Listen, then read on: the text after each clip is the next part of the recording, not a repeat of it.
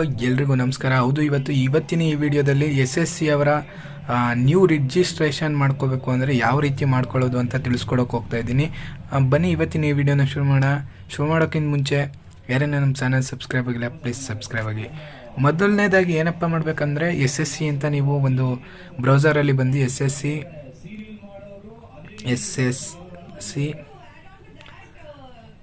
Home page ಅಂತ ಇಲ್ಲೇ ತೋರಿಸ್ತಾ ಇದೆ ನೋಡಿ.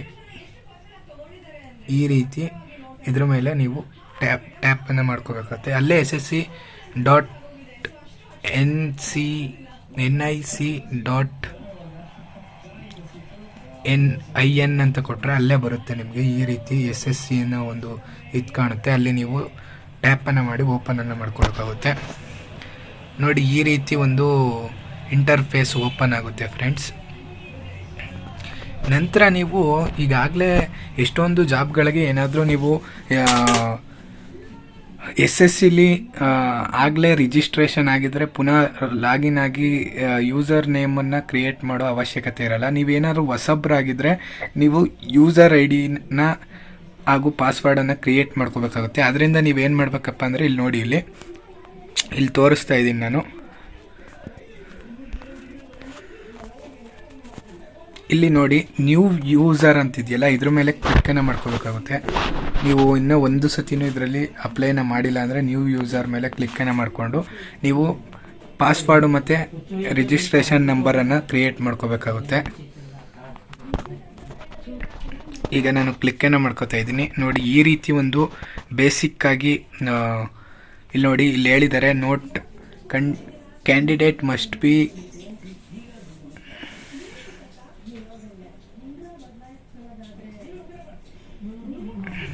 ನೀಟಾಗಿ ಇನ್ಫಾರ್ಮೇಷನನ್ನು ಕೊಡಿ ಅಂತ ಹೇಳಿದ್ದಾರೆ ನೋಡಿ. ಮೊದಲನೇದು ನೋಡ್ಬೋದು ನೀವು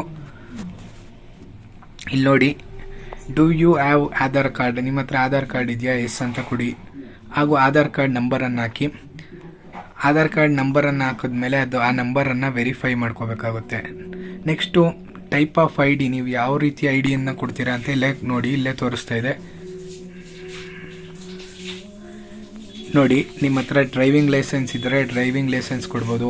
ಎಂಪ್ಲಾಯಿ ID ಕಾರ್ಡು ಗೌರ್ಮೆಂಟ್ ಪ್ರೈವೇಟದು ಇದ್ದಿದ್ರೆ ಅದನ್ನು ಹಾಕೋಬೋದು. ಪ್ಯಾನ್ ಕಾರ್ಡ್ ಹಾಕೋಬೋದು, ಪಾಸ್ಪೋರ್ಟ್ ಹಾಕೋಬೋದು.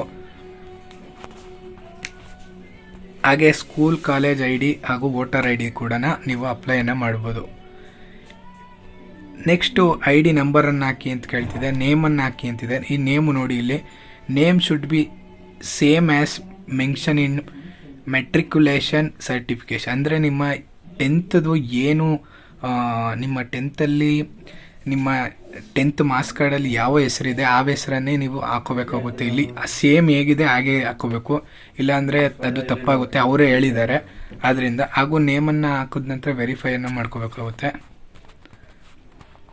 ನೆಕ್ಸ್ಟು ಯಾವ ಚೇಂಜ್ ಯುವರ್ ನೇಮ್ ಅಂತ ಕೇಳ್ತಿದೆ, ನೋ ಅಂತ ಕೊಟ್ಕೊಳ್ಳಿ. ಹಾಗೂ ನೀವೇನಾದ್ರು ಚೇಂಜ್ ಯುವರ್ ನೇಮ್ ಅಂತಿದ್ದಿದ್ರೆ ಚೇಂಜ್ ಅಂತ, ಯಾವ್ದು ಚೇಂಜ್ ಏನಾರು ಮಾಡ್ಕೊಂಡ್ರೆ ನೇಮನ್ನು ಇಲ್ಲಿ ನೀವು ಸೆಲೆಕ್ಟ್ ಮಾಡಬೇಕಾಗುತ್ತೆ. ನೆಕ್ಸ್ಟು ಫಾದರ್ ನೇಮು ಕೂಡ ಅಷ್ಟೇ SSC ಮಾರ್ಕ್ಸ್ ಕಾರ್ಡಲ್ಲಿ ಯಾವ ರೀತಿ ಇದೆ ಸೇಮ್ ಅದೇ ಹೆಸರನ್ನು ಹಾಕೋಬೇಕಾಗುತ್ತೆ. ಅದೇ ಹೆಸರನ್ನು ಹಾಕ್ಕೊಳ್ಳಿ ಇಲ್ಲಿ. ಹಾಗೂ ವೆರಿಫೈಯನ್ನು ಕೂಡ ಮಾಡ್ಕೊಳ್ಳಿ ಫಾದರ್ ನೇಮ್ನ. ಹಾಗೂ ಮದರ್ ನೇಮ್ನು ಕೂಡ ಅಷ್ಟೇ SSLC ಮಾರ್ಕ್ಸ್ ಕಾರ್ಡಲ್ಲಿ ಯಾವ ರೀತಿ ಇದೆ ಆ ರೀತಿಯೇ ಹಾಕಬೇಕಾಗುತ್ತೆ. ಸೇಮ್ ಡಿಟ್ಟೋ ಹಾಕಬೇಕು, ಇಲ್ಲಾಂದರೆ ಅದು ತಪ್ಪಾಗುತ್ತೆ. ಇಲ್ಲಿ ವೆರಿಫೈ ಕೂಡ ಮಾಡ್ಕೊಳ್ಳಿ ಮದರ್ ನೇಮ್ನ. ನೆಕ್ಸ್ಟು ಡೇಟ್ ಆಫ್ ಬರ್ತ್ ಕೂಡ ಅಷ್ಟೇ SSLC ಮಾರ್ಕ್ಸ್ ಕಾರ್ಡಲ್ಲಿ ಯಾವ ರೀತಿ ಇದೆ ಅದೇ ರೀತಿ ಹಾಕಬೇಕಾಗುತ್ತೆ. ವೆರಿಫೈಯನ್ನು ಮಾಡ್ಕೊಳ್ಳಿ ಡೇಟ್ ಆಫ್ ಬರ್ತ್ನ. ಇನ್ನು 10ನೇ ಕ್ಲಾಸ್ನ ಡೀಟೇಲ್ಸನ್ನು ಕೇಳ್ತಾ ಇದೆ. ಇಲ್ಲಿ ನೋಡಿ, 10th ಕ್ಲಾಸ್ ಎಕ್ಸಾಮಿನೇಷನ್ ಡೀಟೇಲ್ಸ್ ಅಂತ ಎಜುಕೇಷನ್ ಬೋರ್ಡ್ನ ಸೆಲೆಕ್ಟ್ ಮಾಡಬೇಕಾಗುತ್ತೆ ನೋಡಿ. ನೀವು ಯಾವ ಒಂದು ಬೋರ್ಡಲ್ಲಿ ಓದಿದ್ದೀರಾ, ಸೆಂಟ್ರಲ್ CBSEನ, ICISEನ ಅಥವಾ NIOC ಅಂತ ಇದೆ, national institute of open schooling ಅಂತಲೂ ಇದೆ. ಇನ್ನೂ ಎಷ್ಟೊಂದು ಥರ ಇದೆ. ಇಲ್ಲಿ ನೋಡಿ, Andhra Pradesh open school society, ಇಷ್ಟೊಂದು ಥರ ಇದೆ. ಇಲ್ಲಿ ನೋಡಿ, ಎಷ್ಟೊಂದು ಥರ ಇದೆ. ಎಲ್ಲ ರಾಜ್ಯ ಇಂಡಿಯಾದ ಪೂರ್ತಿ ಎಷ್ಟು ಇನ್ಸ್ಟಿಟ್ಯೂಷನ್ಗಳಿದೆ ಅಷ್ಟು ಇದೆ. ಇಲ್ಲಿ ನೋಡಿ, ನಮ್ಮ ಕರ್ನಾಟಕದ್ದು ಕೂಡ ಇದೆ. ಇಲ್ಲಿ ನೋಡಿ, ಕರ್ನಾಟಕ ಸೆಕೆಂಡರಿ ಎಜುಕೇಷನ್ ಬೋರ್ಡು, ಕರ್ನಾಟಕದವರೆಲ್ಲ ಆಲ್ಮೋಸ್ಟ್ ಈ ಒಂದು ಬೋರ್ಡಲ್ಲೇ ಸೆಲೆಕ್ಟ್ ಮಾಡ್ಕೋಬೇಕಾಗುತ್ತೆ. ಕರ್ನಾಟಕದಲ್ಲಿ ಓದಿರೋರು ನಿಮ್ಮದು ಯಾವುದು ಬರುತ್ತೆ ಅದಕ್ಕೆ ಸೆಲೆಕ್ಟ್ ಮಾಡ್ಕೊಳ್ಳಿ. ಹಾಗೂ ವೆರಿಫೈ ಕೂಡ ಆಗುತ್ತೆ. ಬೋರ್ಡು ವೆರಿಫೈ ಕೂಡ ಮಾಡ್ಕೊಳ್ಳಿ. ನೆಕ್ಸ್ಟು SSLC ರೋಲ್ ನಂಬರನ್ನು ನೀವು ಹಾಕ್ಕೋಬೇಕಾಗುತ್ತೆ. ನೆಕ್ಸ್ಟು ಅದನ್ನು ವೆರಿಫೈ ಕೂಡ ಮಾಡ್ಕೋಬೇಕಾಗುತ್ತೆ. ನೆಕ್ಸ್ಟು ಇಯರ್ ಆಫ್ ಪಾಸಿಂಗ್ನ ಸೆಲೆಕ್ಟ್ ಮಾಡ್ಕೋಬೇಕು, ಅದು ವೆರಿಫೈ ಕೂಡ ಮಾಡಿ. ಯಾವ ಒಂದು ಇಯರ್ ನೀವು ಪಾಸ್ ಆಗಿದ್ದೀರಾ ಅಂತ ಇಲ್ಲಿ ಮೆನ್ಷನನ್ನು ಮಾಡಬೇಕಾಗುತ್ತೆ ಹಾಗೂ ವೆರಿಫೈಯನ್ನು ಮಾಡ್ಕೋಬೇಕಾಗುತ್ತೆ. ನೆಕ್ಸ್ಟು ಜೆಂಡರನ್ನು ಸೆಲೆಕ್ಟ್ ಮಾಡ್ಕೊಳ್ಳಿ. ಮೇಲ್ ಆಗಿದ್ರೆ ಮೇಲು, ಫೀಮೇಲ್ ಆಗಿದ್ರೆ ಫೀಮೇಲು, ಟ್ರಾನ್ಸ್ಜೆಂಡರ್ ಆಗಿದ್ರೆ ಟ್ರಾನ್ಸ್ಜೆಂಡರು. ವೆರಿಫೈ ಕೂಡ ಮಾಡ್ಕೊಳ್ಳಿ. ನೆಕ್ಸ್ಟು ಹೈಯೆಸ್ಟ್ ಏನು ಕ್ವಾಲಿಫಿಕೇಷನ್, ಎಜುಕೇಷನ್ ಕ್ವಾಲಿಫಿಕೇಷನ್ ಇದೆ ಅಂತ ಕೇಳ್ತಿದ್ದಾರೆ. ನೋಡಿ, ನೀವು ಯಾವೊಂದು ಕ್ವಾಲಿಫಿಕೇಷನ್ನು 10th ಅಷ್ಟೇನಾ, ಅಥವಾ ಸೆಕೆಂಡ್ PUCನ, ಅಥವಾ ಡಿಪ್ಲೊಮನೋ, ಅಥವಾ ಗ್ರ್ಯಾಜುಯೇಷನೋ, ಅಥವಾ ಪೋಸ್ಟ್ ಗ್ರ್ಯಾಜುಯೇಷನ್ ಓದಿದ್ದೀರಾ, ಅಥವಾ PhD ಮಾಡಿದ್ದೀರಾ ಅಂತ ಕೇಳುತ್ತೆ. ನೀವು ಹೈಯೆಸ್ಟ್ ಏನು ಮಾಡಿದ್ದೀರಾ ಅದನ್ನು ಸೆಲೆಕ್ಟನ್ನು ಮಾಡ್ಕೋಬೋದಾಗಿರುತ್ತೆ. ಇನ್ನು ಮೊಬೈಲ್ ನಂಬರು, ಇದು ಈಗ ಪ್ರೆಸೆಂಟು ಇರುವಂಥ ಮೊಬೈಲ್ ನಂಬರನ್ನು ನೀವು ಹಾಕಬೇಕಾಗುತ್ತೆ ಹಾಗೂ ವೆರಿಫೈ ಕೂಡ ಮಾಡ್ಕೊಳ್ಳಿ. ಹಾಗೂ ಇಮೇಲ್ ಅಡ್ರೆಸ್ ಕೂಡ ಅಷ್ಟೇ ವೆರಿಫೈ ಮಾಡ್ಕೊಳ್ಳೋಕೆ ಇಮೇಲ್ ಅಡ್ರೆಸ್ ಕೂಡ ಆ್ಯಕ್ಟಿವ್ ಆಗಿರೋ ಇಮೇಲನ್ನು ಕೊಡಬೇಕಾಗುತ್ತೆ ಹಾಗೂ ವೆರಿಫೈ ಕೂಡ ಮಾಡ್ಕೋಬೇಕಾಗುತ್ತೆ. ಇನ್ನು ಯಾವ ಸ್ಟೇಟಲ್ಲಿ ನೀವು ಓದ್ತಾ ಇದ್ದೀರಾ ಅಂತ ಕೇಳ್ತಾ ಇದೆ.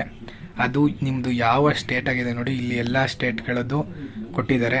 ಕರ್ನಾಟಕ ಕೂಡ ಇಲ್ಲೇ ಇದೆ ನೋಡಿ, ನಮ್ಮ ಕರ್ನಾಟಕದವ್ರಿಗೆ. ನೀವು ಅದರ್ ಸ್ಟೇಟ್ ಆಗಿದ್ರೆ ಅದರ್ ಸ್ಟೇಟು ನಿಮ್ಮದು ಇರುತ್ತೆ, ನೀವು ನೋಡಿ ಸೆಲೆಕ್ಟನ್ನು ಮಾಡ್ಕೋಬೇಕು. ಕರ್ನಾಟಕದವರು ಕರ್ನಾಟಕ ಕೂಡ ಇಲ್ಲೇ ಇದೆ ನೋಡಿ, ಸೆಲೆಕ್ಟನ್ನು ಮಾಡ್ಕೊಳ್ಳಿ. ನೆಕ್ಸ್ಟು ನೀವು ಇದಿಷ್ಟನ್ನು ಇದಾದ ಮೇಲೆ ನೀವು ಎಲ್ಲವನ್ನು ಇನ್ಫಾರ್ಮೇಷನ್ ಕರೆಕ್ಟಾಗಿದೆಯಾ ಅಂತ ಒಂದು ಸತಿ ಚೆಕ್ಕನ್ನು ಮಾಡಿ, ನಂತರ ನೀವು ಸೇವ್ ಅನ್ನೋ ಬಟನ್ ಮೇಲೆ ಇಲ್ಲಿ ಸೇವ್ ಅಂತ ಕಾಣ್ತಿದೆಯಲ್ಲ, ಇಲ್ಲಿ ಸೇವ್ ಅಂತ ಕೊಡಬೇಕಾಗುತ್ತೆ. ಸೇವ್ ಅಂತ ಕೊಟ್ಟ ತಕ್ಷಣ ನಿಮ್ಮ ಇಮೇಲ್ ಅಡ್ರೆಸ್ಗೆ ಯಾವ ಇಮೇಲ್ ಅಡ್ರೆಸ್ ಕೊಟ್ಟಿದ್ದೀರಾ ಅಲ್ಲಿಗೆ ಒಂದು ರಿಜಿಸ್ಟರ್ ನಂಬರ್ ಬರುತ್ತೆ, ಲಾಗಿನ್ ನಂಬರ್ ಹಾಗೂ ಪಾಸ್ವರ್ಡು. ಅವರು ಕೊಡುವಂಥ ಒಂದು ಲಾಗಿನ್ ID ಮತ್ತು ಪಾಸ್ವರ್ಡನ್ನು ತಗೊಂಡು ನಾವು ಹೊಸದಾಗಿ ಒಂದು ಪಾಸ್ವರ್ಡನ್ನು ಕ್ರಿಯೇಟ್ ಮಾಡಬೇಕು. ಒಂದು ಸ್ಟ್ರಾಂಗ್ ಆಗಿರೋ ಒಂದು ಪಾಸ್ವರ್ಡನ್ನು ಕ್ರಿಯೇಟ್ ಮಾಡ್ಕೊಳ್ಳಿ. ಸ್ಟ್ರಾಂಗ್ ಆಗಿರೋ ಪಾಸ್ವರ್ಡು ಅಂದರೆ ಏನಿಲ್ಲ, ಲೆಟರ್ಸ್ ಕೂಡ ಇರಬೇಕು. ಈ ರೀತಿ ಈಗ ನೋಡಿ, ನಾನು ರವಿ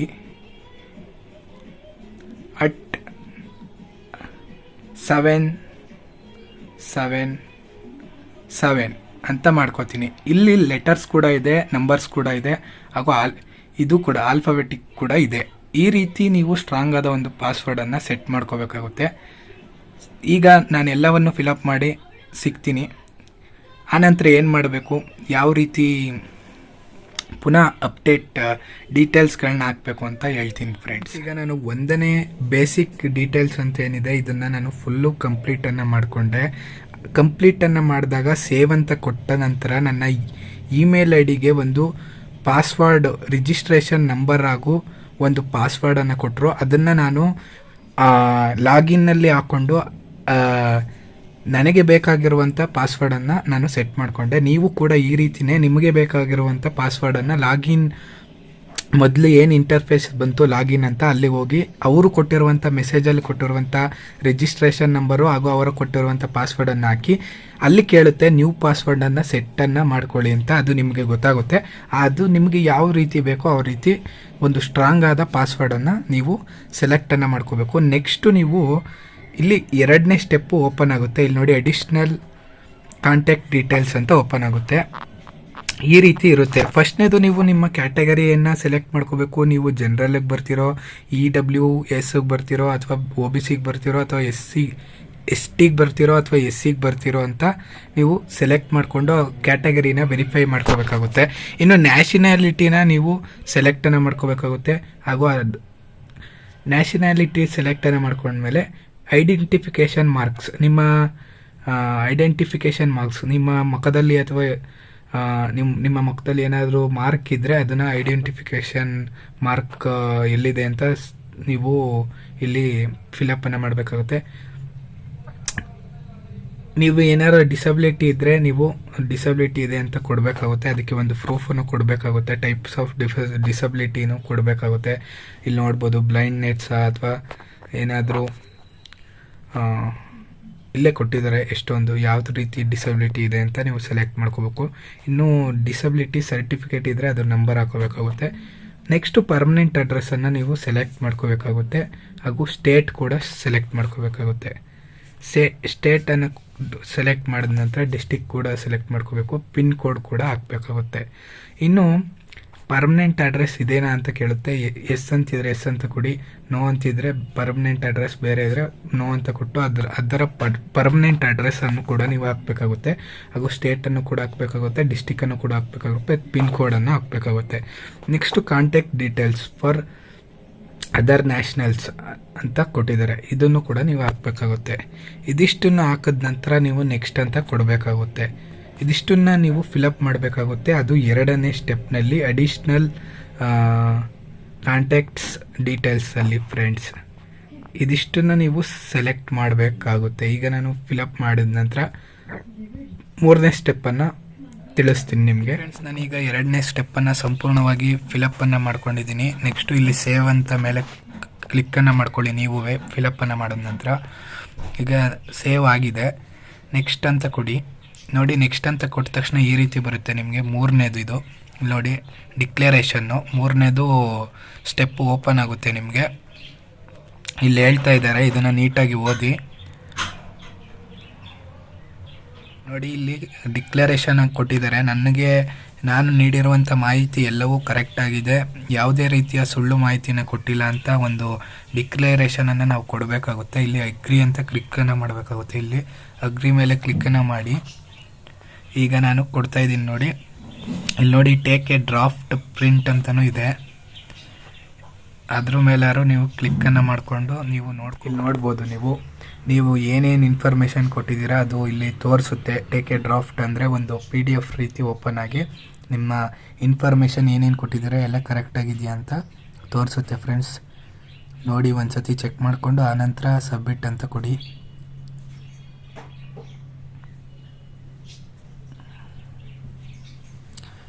ಇದನ್ನು ನೋಡಿದ ನಂತರ ಎಲ್ಲ ಪರ್ಫೆಕ್ಟ್ ಆಗಿದ್ರೆ ನಂತರ ನೀವು ಸಬ್ಮಿಟ್ ಅಂತ ಕೊಡಬೇಕಾಗುತ್ತೆ. ಫ್ರೆಂಡ್ಸ್, ಇದು ನೀವು ಟೇಕ್ ಡ್ರಾಫ್ಟ್ ಅಂತ ಪ್ರಿಂಟ್ ಇದೆಯಲ್ಲ, ಇದರಲ್ಲಿ ಒಂದು PDF ನಿಮಗೆ ಓಪನ್ ಆಗುತ್ತೆ. ನೀವು ಇಲ್ಲಿ ಗಂಟೆ ಏನು ಫಿಲಪ್ ಮಾಡಿದ್ದೀರಾ ಅದೆಲ್ಲ ಒಂದೇ PDF ಫಾರ್ಮಲ್ಲಿ ಬರುತ್ತೆ.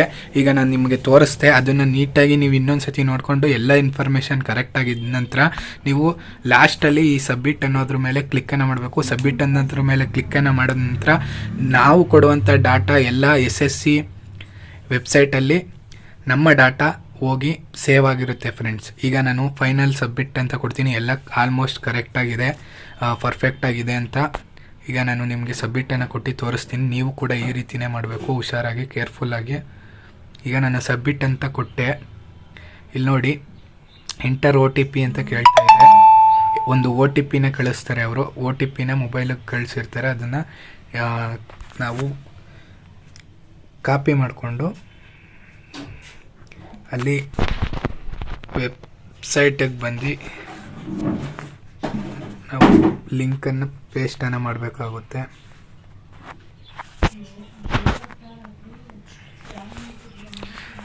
ನೋಡಿ, ಈಗ ನನಗೆ ಮೊಬೈಲ್ಗೆ ಹಾಗೂ ಇಮೇಲ್ಗೆ ಎರಡಕ್ಕೂ ಕಳಿಸಿದ್ದಾರೆ. ಯಾವುದಾರ ಒಂದನ್ನು ಹಾಕೋಬೋದು. ಇಲ್ಲಿ ನೋಡಿ, ಈಗ ನಾನು ಪೇಸ್ಟನ್ನು ಮಾಡ್ಕೋತೀನಿ. ನನ್ನ ಮೊಬೈಲ್ ನಂಬರ್ಗೆ ಬಂದಿರುವ OTPಯನ್ನು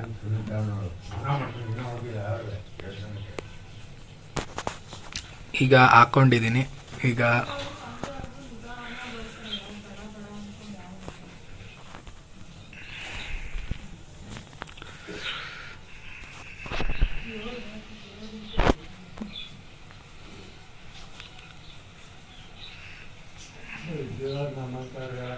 ಇಲ್ಲಿ ನೀವು OTPನ ಹಾಕಿದ ನಂತರ ಇಲ್ಲಿ ಒಂದು ಕ್ಯಾಪ್ಚೋ ಬರುತ್ತೆ ನೋಡಿ. ಈ ಕ್ಯಾಪ್ಚೋನ ನೀವು ಎಂಟರನ್ನು ಮಾಡಿ ಸಬ್ಮಿಟ್ ಅಂತ ಕೊಡಬೇಕಾಗುತ್ತೆ. ಇಲ್ಲಿ ಸಬ್ಮಿಟ್ ಅಂತ, ಈಗ ನಾನು ಸಬ್ಮಿಟನ್ನು ಕೊಡ್ತೀನಿ. ಕ್ಯಾಪ್ಚೋನ ಎಂಟರ್ ಮಾಡಿ. ಈಗ ನೋಡಿ, ಇಲ್ಲಿ ಕ್ಯಾಪ್ಚೋನ ಎಂಟರ್ ಮಾಡ್ತಾ ಇದ್ದೀನಿ.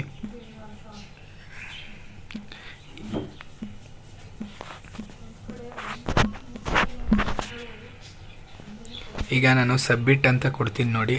ಇಲ್ಲಿ ಸಬ್ಮಿಟ್ ಮೇಲೆ ಕ್ಲಿಕ್ಕನ್ನು ಮಾಡ್ಕೊಳ್ಳಿ. ಸಬ್ಮಿಟ್ ಅಂತ ಕೊಟ್ಕೋತಾ ಇದ್ದೀನಿ. ಈಗ ಸಬ್ಮಿಟ್ ಅಂತ ಕೊಟ್ಟ ನಂತರ ನೋಡಿ, ನಿಮಗೆ ಈ ರೀತಿ ಪೇಜ್ ಓಪನ್ ಆಗುತ್ತೆ. You have successfully completed your registration number for login use for registration number user name and password provided to you. For password please check both inbox and spam folder of your email. ಅಂದರೆ password ಕೂಡ ಇಮೇಲ್ನ ಕಳಿಸಿದ್ದೀವಿ ನಮ್ಮ ಮೇಲ್ ಅಡ್ರೆಸ್ಗೆ ಅಂತ ಹೇಳಿದ್ದಾರೆ. ಇದಿಷ್ಟು registration ಮಾಡ್ಕೊಳ್ಳೋಂಥ process. ತುಂಬ ಅಂದರೆ ತುಂಬ ನಿಧಾನದಲ್ಲಿ ನೀವೇ ರಿಜಿಸ್ಟ್ರೇಷನನ್ನು ಮಾಡ್ಕೊಳ್ಳಿ ಅಂತ ಹೇಳ್ತಾ, ವಿಡಿಯೋ ಇಷ್ಟ ಆಗಿದ್ರೆ ಒಂದು ಲೈಕನ್ನು ಮಾಡಿ ಅಂತ ಹೇಳ್ತಾ, ಸಿಗೋಣ ಮುಂದಿನ ವಿಡಿಯೋದಲ್ಲಿ.